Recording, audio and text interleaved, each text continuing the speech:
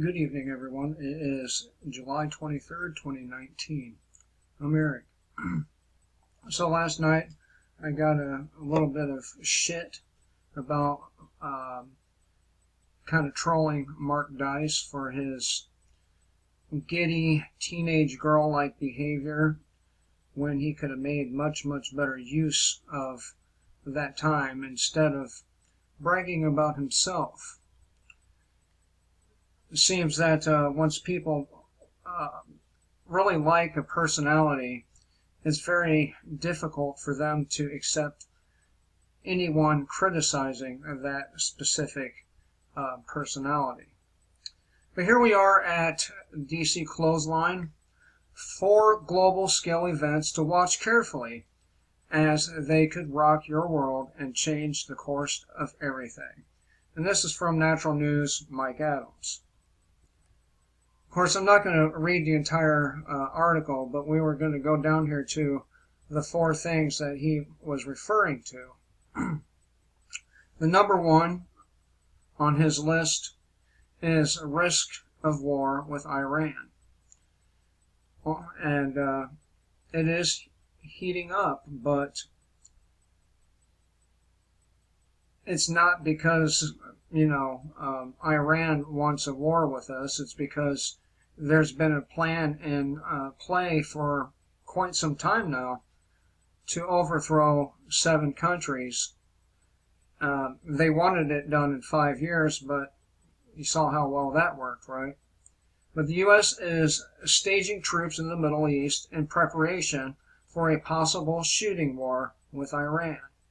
Thanks to the treasonous traitor. Thanks to Barack Obama, Iran may already have nuclear weapons and appears poised to unleash them against Israel and the U.S. military targets, such as bases and ships and so on. Now, let's talk about this Israel for a moment. It's not as if Israel is without nuclear weapons. It's not as if Saudi Arabia is without them.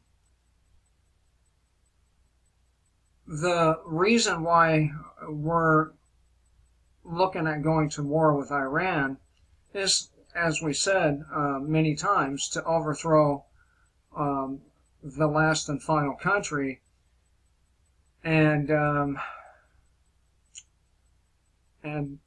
among other reasons. I mean, there's lots of reasons that they want to overthrow the government of Iran. And if it weren't for us meddling in every country's business, like Iran's, we wouldn't have the problems we have with some of these places, some of these leaders. But because for some reason our government has gotten it into its head, or heads, that somehow we are the policemen of the world, and somehow they have a right to tell other countries what weapons they may or may not have. And Iran should be have the ability to be just as armed as those who surround Iran, like Saudi Arabia and Israel, among others.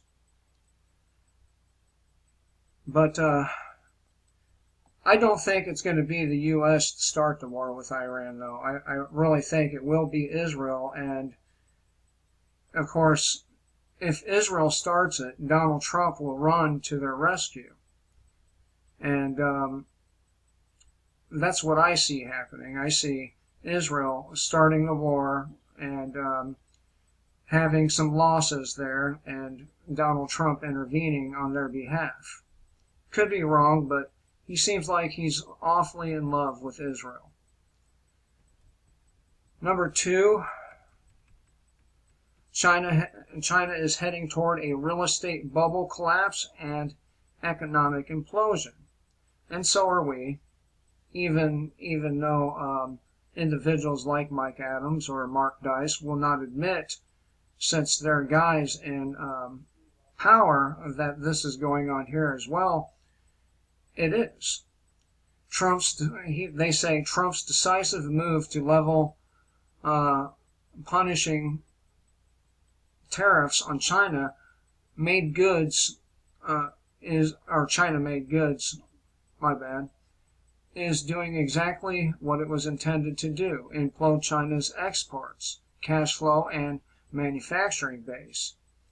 If it goes on long enough, it could cause a cascading collapse of China's bubble real estate market.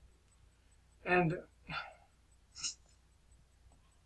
the same thing can happen here. Don't be fooled by these followers that things are better just because Donald Trump is in office. They are not. Number 3. Jeffrey Epstein's black book list of names will expose the global pedophile human trafficking rings of the politically connected elite. And I'm pretty sure that Mr. Adams makes no mention of Donald Trump's connection and his daughter's connection to Epstein. I mean, why are you going to acknowledge Bill Clinton's, ties to Epstein, but not Donald Trump's? See, that's what they call bias. And if one is exposed, they should all be exposed. I saw a video earlier today with Donald Trump partying with Jeffrey Epstein there at Mar-a-Lago. I believe that's what they said, Mar-a-Lago. And it was nothing but a bunch of women partying, and Jeffrey Epstein and a couple other dudes standing there with Trump talking about the women. And Trump was, you can tell Trump was really cool with Epstein. So, again, why are they not acknowledging this fact? So, that's number 3. And number 4 is, where'd it go? New York City continues to suffer more power outages as the U.S. power grid infrastructure crumbles. And it's not just New York City that this has been happening in. It's happened in Wisconsin and a number of other places. And they want to blame the infrastructure, but what's actually happening is they're getting bombarded by cosmic rays that are interfering with the electricity and other electrical based networks, for example. So, and this isn't going to stop. These blackouts are going to end up getting worse and lasting longer. So this guy last night, he said that I wasn't supposed to talk about things like Ebola and what was the other thing that had out there? Oh, Yellowstone. But here's the thing. I talk about these things because I care about you. I want you to know that this stuff is happening. And there's a lot more happening, and unfortunately, I have a full-time job. I work 8-10 hours a day, and by the time I get home, I'm pretty tired, and I guess if I'm being honest, I feel like being lazy. So I'm going to try to come home and do this every day. I'm going to try. If I don't do it every day, I will get it done at least 3 times a week, at least. But the information that I talk about, it's not for pussies. It's not for scared people. If you're scared, If you're scared to die, or if you're scared to face one of these events, you probably aren't going to last long. Probably not. Can't let fear grip you. I know, because I lived in fear for a long time, and that's exactly what it does. It grips you and it controls you. Once you lose your fear of dying or getting hurt, it's the sky's the limit. No, fear nothing.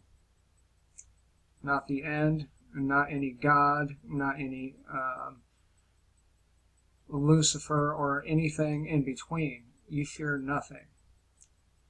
And in some ways, you'll be more free than most other people. So I cover these things because people need to know about them, and that way they can make the proper arrangements for themselves.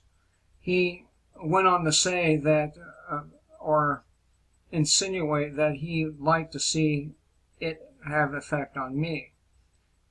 Well, it will. It will have an effect on me, and but it won't be to the extent that the people who live within a couple hundred miles, it wouldn't be to that extent. So more or less, there would be no sun for a little while, and ash would fall from the sky, clogging air conditioners, messing up power lines, so on and so forth. So yes, it will affect everybody, but if you have the opportunity to escape the blast zone, why wouldn't you do that? That's why I talk about it, because people should know what's going on in their world, especially in their country. And there's a lot of rank shit going on, by the way. So there's a couple of other things I'd like to point out right quick, since I'm on the same website, if that's okay with you all. So one of them is, damn it,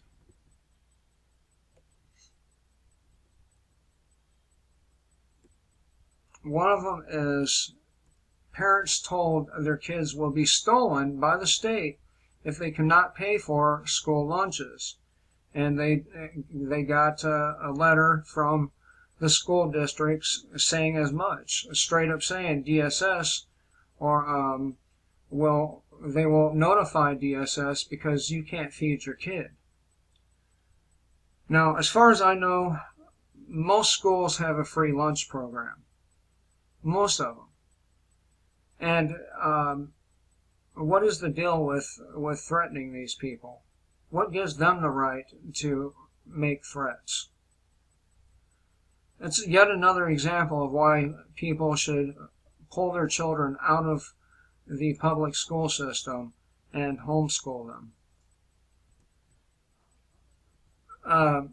Jeffrey Epstein partied at David Koch's house with Wilbur Ross, Rudy Giuliani, another person very connected to Trump, Steve Mnuchin, or however you say it, Chris Cuomo, 2 months after release from prison. And you notice how they're all mixed in there. Giuliani and Chris Cuomo. I mean, I'm just saying.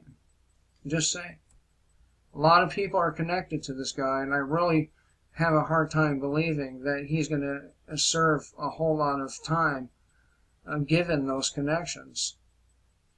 For example, Jeffrey Epstein has connections to the Council of Foreign Relations and the Trilateral Commission. He's a member. So, how many of them people actually end up in prison? I venture to say not that many. So, anyway, I thought I would share these with you. There's some more stuff, and if I haven't a chance to do another video tonight, I will be talking about some of it. I'm not sure yet if I will or not. So now I moved to a new house, and unfortunately for me, my bedroom is right off the living room, and my son has a very, very big mouth. So it's hard to get anything done. So, and there's a lot. There's a lot of stuff to talk about. So hopefully I get to talk about it tonight. And I hope you all have a great evening. Enjoy your dinner. And until next time, kill the state, live free.